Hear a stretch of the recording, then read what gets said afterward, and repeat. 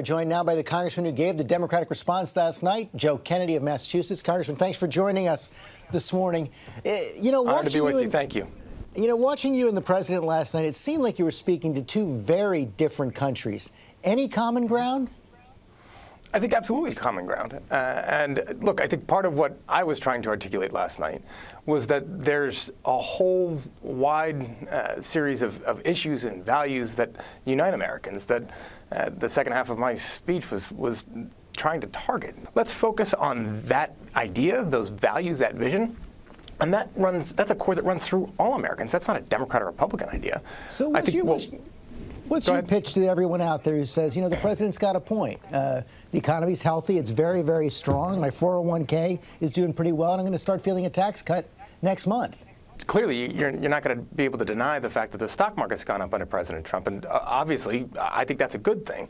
I'd also point out that 50% of Americans don't own a single stock, and 80% of all stocks are basically controlled by 10% of American families. So if we're using the stock market as a barometer for economic success for the entire American country, then I'm not so sure that's the right metric. Not just the stock market, though. Low unemployment, wages starting to go up. A tax cut's going to come to many working-class Americans.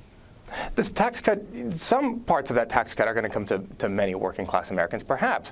What you're also seeing is a cut to the ability to states and localities to make some of the investments there that I think Americans have come to expect.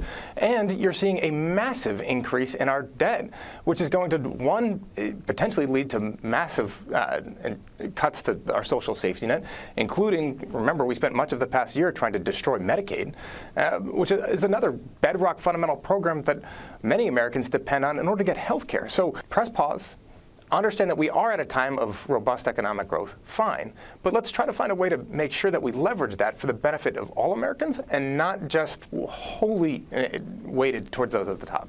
You spoke directly to the Dreamers last night in Spanish. The president spoke about that issue as well, laid out what he calls his compromise plan. Are we going to get a deal before next Thursday's deadline? Look, so we better get a deal. This is something that I feel passionately about, and I think the vast majority of Americans feel passionate about. The vast majority of members of Congress, Democrat and Republican, want to solve. We've got two big problems. One is that up until a couple days ago, no one knew where the president was on this because he kept saying different things to different people. Now we've got a plan that he has articulated. That plan, as he knows, is a non-starter on Capitol Hill. So I would urge the president and this administration to, if they really want a deal, to sit down and start hashing it out to make one, rather than throwing bombs and then saying, "Hey, it's take it or leave it." That's not how a deal is made. You're the first member on Capitol Hill.